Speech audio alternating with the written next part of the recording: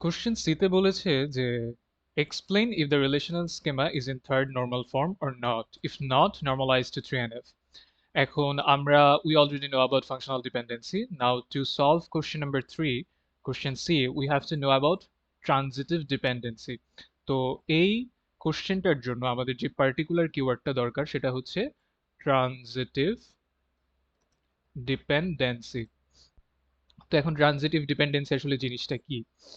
For example, আমি যদি আচ্ছা এখানে একটু জুম ইন করি। ফর এক্সাম্পল, আমি যদি এরকম কোনো কিছু একটা লিখি যে এক্স ওয়াই, আচ্ছা এক্স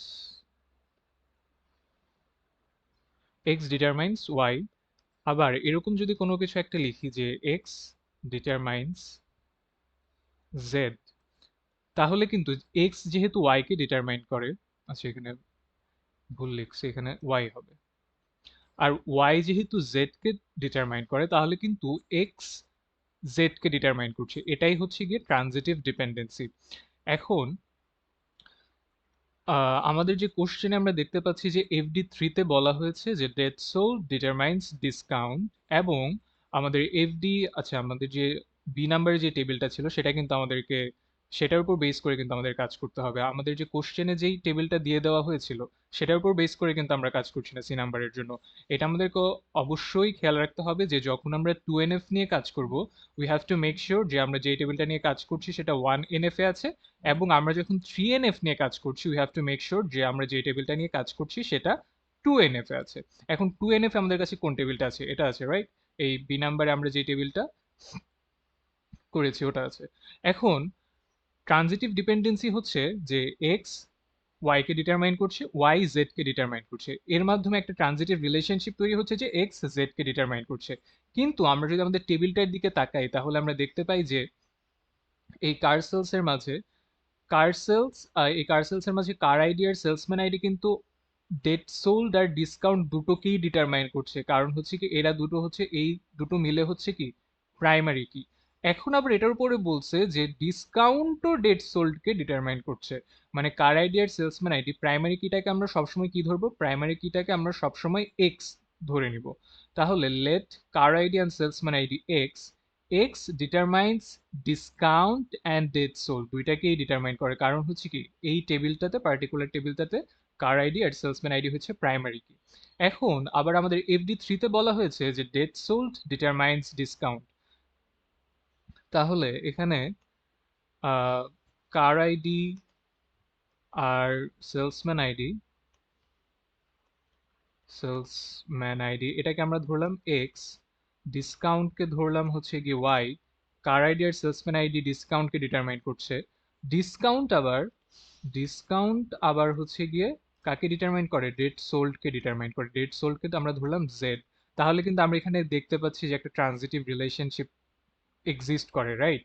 কার আইডি সেলসম্যান আইডির সাথে ডিসকাউন্টের রিলেশন, ডিসকাউন্ট ডিসকাউন্ট আর কি ডিপেন্ডেন্সির একটা রিলেশন আছে।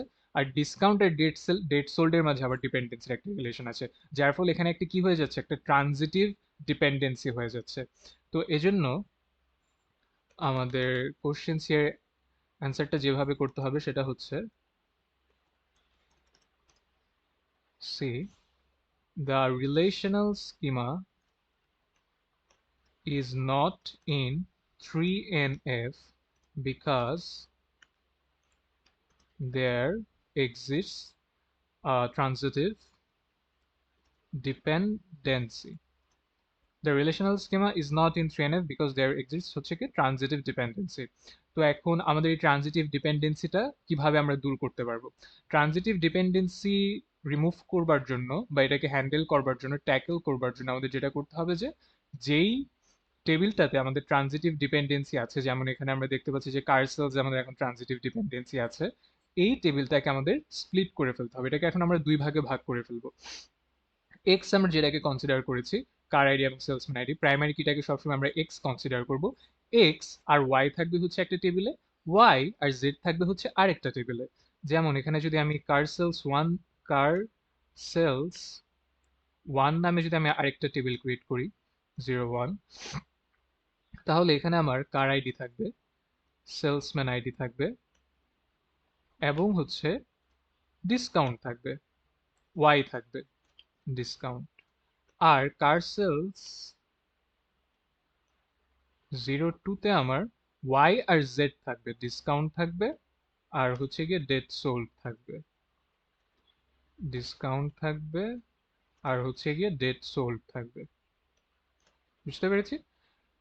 মানে আমাদের সবসময় এটা মেক শিওর করতে হবে যখনই কোনো টেবিলে ট্রানজিটিভ ডিপেন্ডেন্সি আসবে টেবিলটাকে আমরা স্প্লিট করে ফেলবো, দুই ভাগে ভাগ করে ফেলবো। একটা টেবিলে থাকবে হচ্ছে এক্স আর ওয়াই, আরেকটা টেবিলে থাকবে হচ্ছে গিয়ে ওয়াই আর জেড। এখন এক্সটা হবে গিয়ে একটা টেবিলের প্রাইমারি কি, আর ওয়াইটাকে যে আমরা আরেকটা টেবিলে অ্যাড করেছিলাম ওই সেকেন্ড টেবিলে ওয়াইটা হবে গিয়ে প্রাইমারি কি। যেমন এখানে হচ্ছে গিয়ে, আচ্ছা আমরা এখানে একটা জিনিস মেস আপ করে ফেলছি যে এখানে ডেট সোল্ড ডিসকাউন্টকে ডিটারমাইন করে, ডিসকাউন্ট ডেট সোল্ডকে ডিটারমাইন করে না। আচ্ছা তো এখানে হচ্ছে গিয়ে জাস্ট এখানে ডেট সোল্ডটা এখানে আসবে, ডেট সোল্ড, আর এখানে হচ্ছে গিয়ে ডেট সোল্ড আসবে, এখানে হচ্ছে গিয়ে ডিসকাউন্ট আসবে। এখানে ডিসকাউন্ট আসবে। তাহলে জিনিসটা কি হলো যে এক্স আর ওয়াই একটা টেবিলে রাখলাম, ওয়াই আর জেড আর একটা টেবিলে রাখলাম। এখন এক্স যেটাকে রেখেছি সেটাকে আমরা প্রাইমারি কি করে দিই, এক্স সবসময় প্রাইমারি কি। আর সেকেন্ড টেবিলে আমরা যে ওয়াইটা অ্যাড করেছি, ডেড সোলটা যেখানে অ্যাড করেছি এই সেকেন্ড টেবিলে ডেড সোলটা হবে গিয়ে প্রাইমারি কি। মানে আমাদের যদি কোনো রিলেশনশিপ থাকে, আবার একটু যদি র্যাপ আপ করে ব্রিফলি যদি বলি, আমাদের যদি কোনো কোনো টেবিলে যদি ট্রানজিটিভ ডিপেন্ডেন্সি থাকে তাহলে আমাদেরকে যেটা করতে হবে সেটা হচ্ছে ট্রানজিটিভ ডিপেন্ডেন্সি থাকলে এক্স আর ওয়াইকে আমরা একটা টেবিলে রাখবো, ওয়াই আর জেডকে আমরা আরেকটা টেবিলে রাখবো। আর প্রথম টেবিলে এক্স হবে গিয়ে প্রাইমারি কি, দ্বিতীয় টেবিলে ওয়াই হবে গিয়ে প্রাইমারি কি। এটাই, এভাবেই আমরা লিখবো। আর হচ্ছে গিয়ে এখানে বাকি টেবিলগুলো অ্যাড করে দিতে হবে। কার সেলসটাকে তো আমরা স্প্লিট করলাম, কার্স যে ছিল কার্সকে আমরা অ্যাড করে দিব এখানে, কার্সের যে অ্যাট্রিবিউটগুলো ছিল। আচ্ছা কার আইডি, কার মডেল, কার ইয়ার, কার প্রাইস আর হচ্ছে গিয়ে কার কোম্পানি। তারপর সেলসম্যানের একটা ছিল, সেলসম্যানের এখানে হচ্ছে salesman ID, S M name,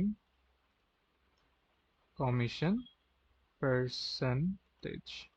আর এখানে জাস্ট হচ্ছে কি আমরা এটাকে কার আইডিটাকে প্রাইমারি কি করে দিব, কার আইডি প্রাইমারি কি হয়ে গেল। আর এখানে সেলসম্যান আইডিটাকে আমরা প্রাইমারি কি করে দিব।